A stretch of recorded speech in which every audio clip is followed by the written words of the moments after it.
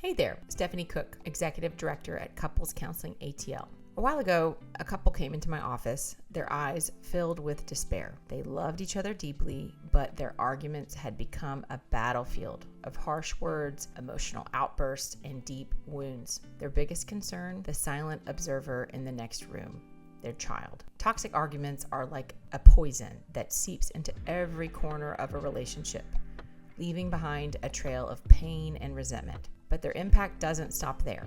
Research shows that children exposed to frequent, intense parental conflict experience high levels of stress hormones like cortisol, which can negatively affect their emotional, cognitive, and even physical development. This is according to the Journal of Marriage and Family. Even if you think they're not listening or understanding, children are like emotional sponges and they absorb the tension and negativity around them. So even if a couple came into my office and they swear their children don't hear them, I'm telling you right now, I could do a blood sample of their children and I could tell you how volatile their arguments are just by looking at the cortisol level in their children's blood. One of the most common misconceptions about toxic arguments is that they're just some normal part of a passionate relationship, or they're minimized and just say, we fight sometimes, doesn't everybody? But that is an understatement. This couldn't be further from the truth. Healthy conflict resolution involves mutual respect, open communication, and a willingness to find solutions together.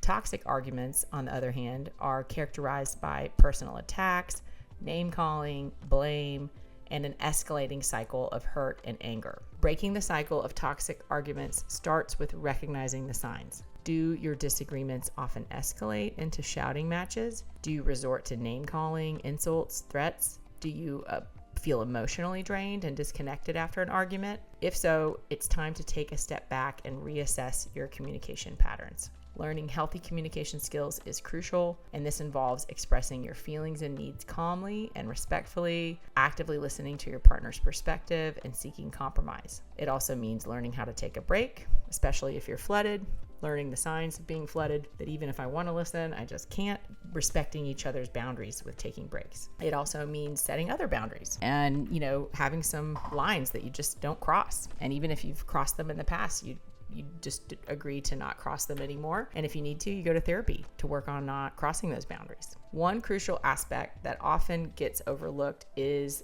individual therapy. Addressing underlying issues like past trauma, anger management problems, family violence when you were a child, attachment insecurities, all of those things and more. They can significantly improve communication patterns in the relationship. It's important that you know that change doesn't happen overnight, and getting a professional's help is a sign of strength and not weakness. A skilled therapist can provide you with a safe space for both of you, either alone or together, to express your emotions, learn new communication tools, especially tools to self-soothe and to regulate your physiological fight or flight system, your nervous system, and to rebuild trust and to learn how to co-regulate. They may also be able to help you to explore the root causes of your conflict and develop strategies to prevent future toxic arguments. If you recognize the signs of toxic arguments in your relationship, do not wait any longer, especially if you have children. Your well-being and your children's well-being are at stake. We're here to help you to break the cycle and build a happier, healthier relationship, and hopefully generations of happier and healthier relationships that are way more functional for years to come. Visit counselingatl.com to book your first couples therapy session or individual therapy session,